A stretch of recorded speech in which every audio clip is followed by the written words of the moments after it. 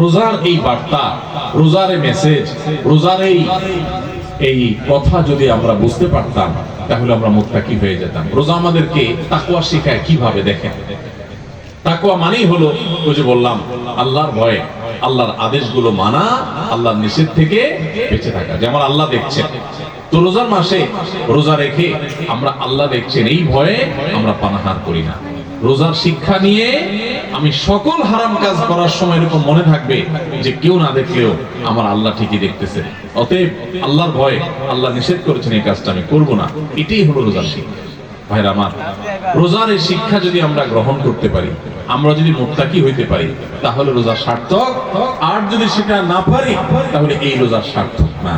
এই রোজার উপকারিতা আমরা পাইলাম না। এই রোজা আমাকে মেইন রোড পর্যন্ত নেয় নাই, এই রোজা আমাকে মুত্তাকি বানাই নাই, যেই রোজা আমাকে ভালো মানুষ বানাই নাই, যেই রোজা আমাকে অন্যায় থেকে বাঁচাই নাই, এই রোজা আর উপবাস থাকার মধ্যে খুব বেশি পার্থক্য নেই।